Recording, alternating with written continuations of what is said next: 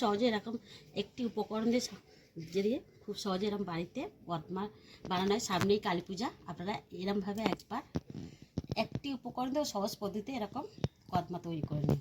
কীভাবে এই কদমাটা তৈরি করেছি আপনারা পুরো রেসিপিটা দেখতে থাকুন ও আমার সঙ্গে থাকুন। আশা করি কিন্তু আপনাদের ভালো লাগবে অবশ্যই আমার চ্যানেলটাকে সাবস্ক্রাইব করে আমার পাশে থাকবেন। চলুন শুরু করা যাক।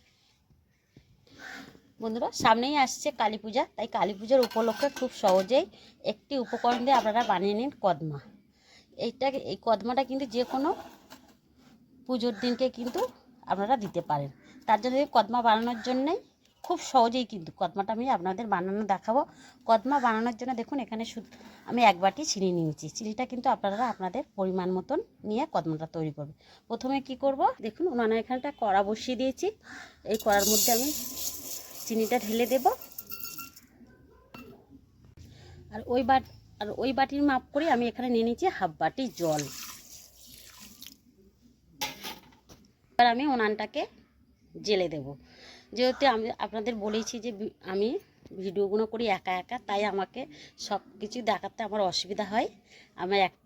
সেই জন্যে আমার খুবই উনুনটাকে আমি জেলে নিয়ে আপনাদের দেখাই। এই দেখুন উনুনটাকে জেলে দিয়েছি। এবারে চিনিটা গোলা অবধি, এই জলের সাথে চিনিটা গোলা অবধি আমি একটু জাল দেব। একটু জোরে জাল দিতে হবে উনুনে। যখন দেখবেন চিনিগুলো জলের সাথে গুলে গিয়ে ঠিক এরকম ফুটে উঠবে, তখন কিন্তু উনানের জালটা কিন্তু একদম আস্তে দিতে হবে, না হলে কিন্তু তাড়াতাড়ি লাল হয়ে যাবে। আর কদমাগুলোও কিন্তু লাল, মানে চিনির রসটা ঘন হয়ে লাল হয়ে যাবে, আর কদমাগুলোও দেখতে কিন্তু লাল লাগবে। দেখে নিন, এরকম আমি আস্তে আস্তে জাল দিয়ে ভালো করে আমি ফুটিয়ে নেব।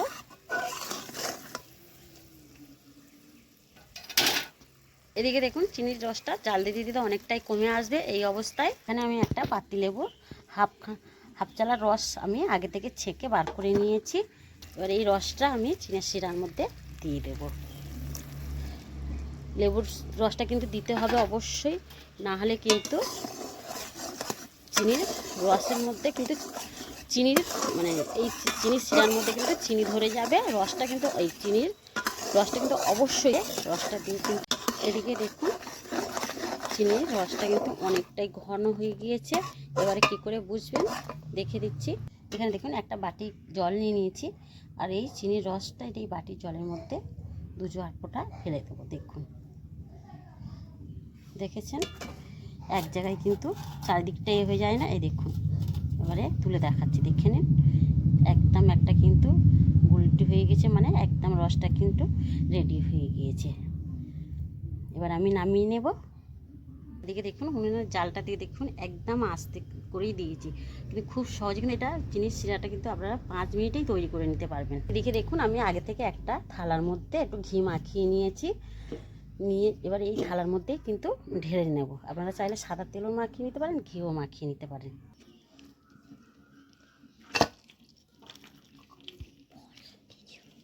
দেখুন এই থালার মধ্যে আমি ঢেলে দিলাম।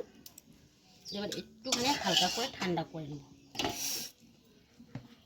দেখুন এখানে থালার মধ্যে আমি পুরোটা চিনির রস আমি ঢেলে নিয়েছি। এবার হালকা করে ঠান্ডা করে নিতে হবে।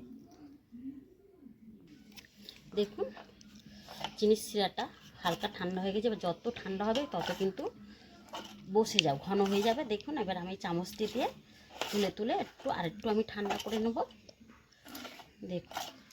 দেখছেন কতটা জমে যাচ্ছে।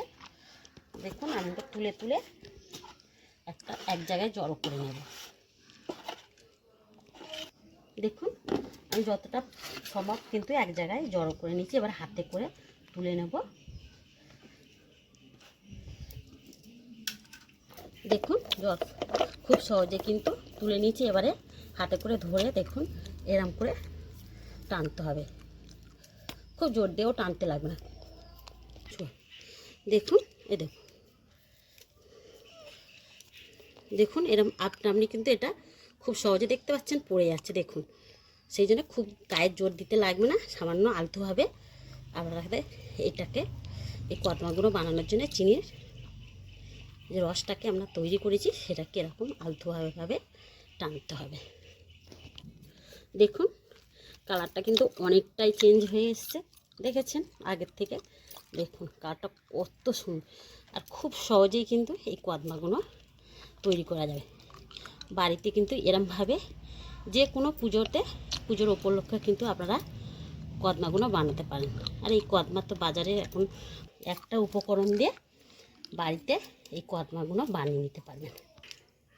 দেখুন পুরো একদম টেনে টেনে দেখুন একদম সাদা হয়ে গেছে। দেখেছেন কত সহজেই কদমাগুলো রেডি হয়ে গেল। দেখেছেন, দেখুন এবার আমি একটু সমান করে নেব। আর আমি কিন্তু করবো না। দেখুন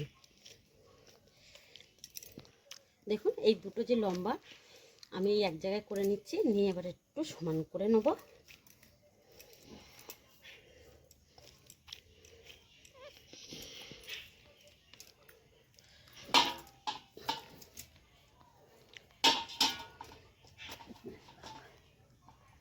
দেখুন আমি ঠিক এরকম সাইজে করে নিচ্ছি। আর দেখুন কতটা খাঁচ পড়েছে। আর এখানে দেখুন আমি একটা সুতা নিয়েছি।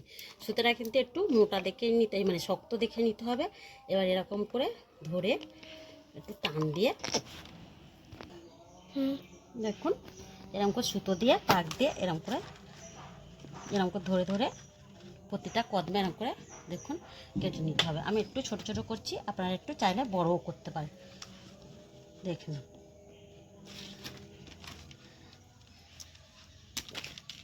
দেখে নিন, দেখুন খুব সহজে কিন্তু এরকম সুতো দিয়ে কদমাগুলো কেটে নিতে পারেন। আমি সবকটা একইভাবে কেটে নেব। দেখুন এখানে আমি কদমাগুলো সব কেটে নিয়েছি। আর কতটা সুন্দর হয়েছে দেখেছেন।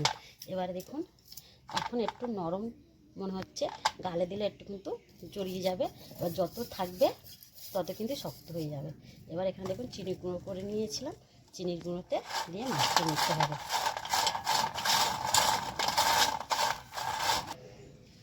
দেখে নিন আমার আজকের এই কদমার রেসিপিটা কেমন হয়েছে অবশ্যই কিন্তু আপনারা কমেন্ট করে বলবেন। আর ভালো লাগলে বন্ধুদের সাথে কিন্তু প্রচুর শেয়ার করে দেবেন। তাহলে আজকের এই অবধি, আবার দেখা হবে নতুন রেসিপি নিয়ে। ভালো থাকবেন, সুস্থ থাকবেন, নমস্কার।